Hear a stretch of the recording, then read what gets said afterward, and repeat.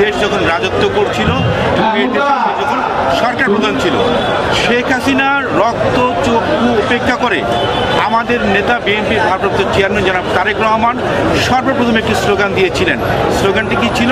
Take back Bangladesh slogan.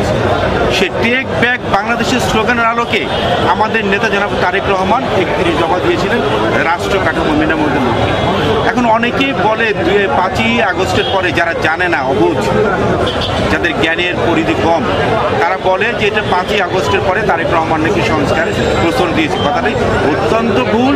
উনি 2023 সালের 13 জুলাই উনি 31 দফা সংস্কারের উনি প্রস্তাবনা দিয়েছিলেন।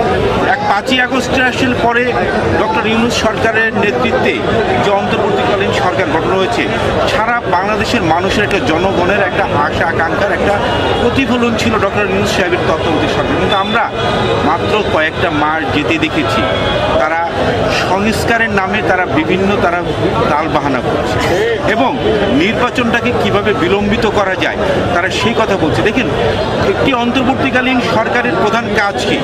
অন্তর্বর্তীকালীন সরকারের প্রধান কাজ হচ্ছে কিভাবে দ্রুত একটি অবাধ সুষ্ঠু নির্বাচন হয়। অবাধ সুষ্ঠু নির্বাচনের জন্য যেই সংস্কারগুলো নির্বাচন কমিশনের প্রয়োজন এবং যেই সংস্কারগুলো প্রশাসনিক পর্যায়ে প্রয়োজন, সেই সংস্কারগুলো দিলেই ওনারা কিন্তু সেই নির্বাচনটা দিতে পারে। অবশ্যই দেশের সংস্কার প্রয়োজন এবং দেশের সংস্কার কখনই তার দ্বারাই সম্ভব হবে একটি নির্বাচিত সরকারের মাধ্যমে। অনির্বাচিত সরকারের মাধ্যমে সংবিধান সংস্কার থেকে শুরু করে অন্যান্য সংস্কারগুলো মোটেও সেটা গ্রহণযোগ্য না বলে এটা আমরা মনে করি। এবং আমরা আশা করব ডক্টর ইউনূস সাহেব, আপনি অতি দ্রুত বাংলাদেশের অবাধ সুষ্ঠু নির্বাচনের জন্য বাংলাদেশের মানুষ 17টি বছর অপেক্ষা করছে, সেই নির্বাচনের তারিখ আপনারা বলছেন।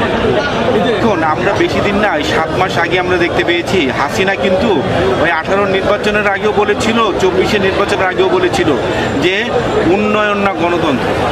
সেই গণতন্ত্রকে টিপে সে উন্নয়নটাকে উপরে পার করে সে রাষ্ট্র ক্ষমতা সে জোর করে আঁকড়ে ধরে গেছিল। এখন যদি সে হাসিনার মধ্যে শুনতে কিছুটা শুনতে পাচ্ছি সংস্কার আগে নির্বাচন করে, তা হাসিনার রাস্তায় তো তারা হাঁটতেছে, বলার কোনো অপেক্ষা।